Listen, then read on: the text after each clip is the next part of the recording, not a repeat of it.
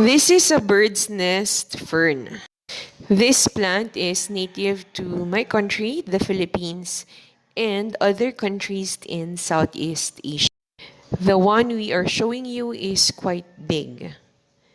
This fern can range from very small to large sizes and can grow as long as 1.5 meters and zero point 0.2 meters wide. The one I'm showing you is about this size. Occasionally, its leaf can grow up to 2 meters long and zero point 0.6 meters wide.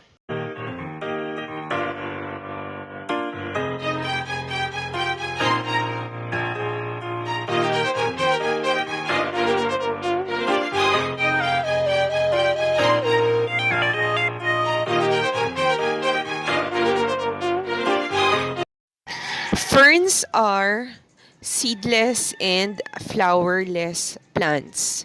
They reproduce by spores and their leaves are called fronds. A frond is a large divided leaf like the one we have been seeing. The frond of a bird's nest is quite different from this one and is very simple. The frond looks more like that of the structure of a banana leaf. Very simple frond as compared to the usual ferns that we are used to. As these fronds mature, it browns and rolls back.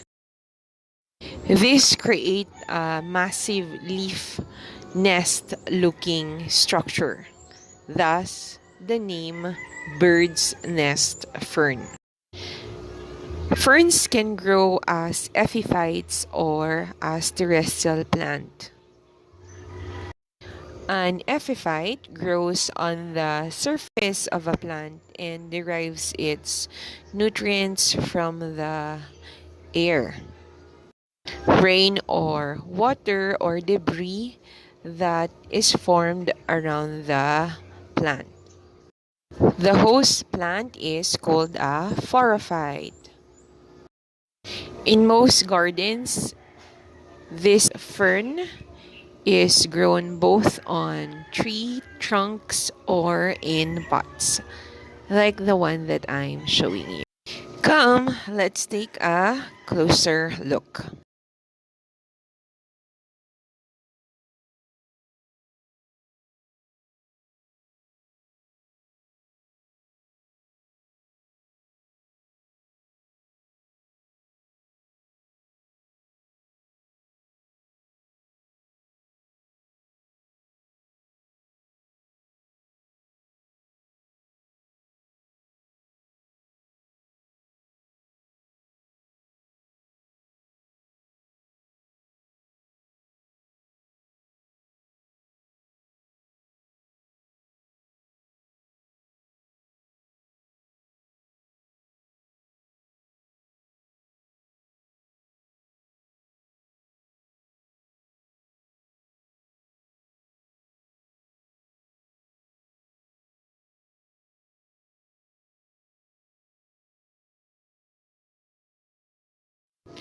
Ferns likes the shade and you can just water it on a daily basis.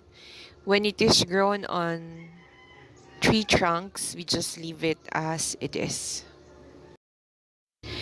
The very, very young bird's nest fern is eaten in some cultures, while in our place, it's usually used as an ornament.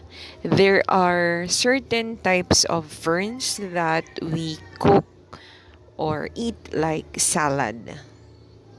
That's it. We hope that you enjoyed this video and you learned something.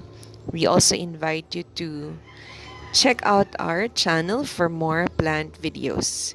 Stay safe, stay healthy, and we hope that you have a pleasant new year. This is Mommy G saying bye for now, and we hope to see you again.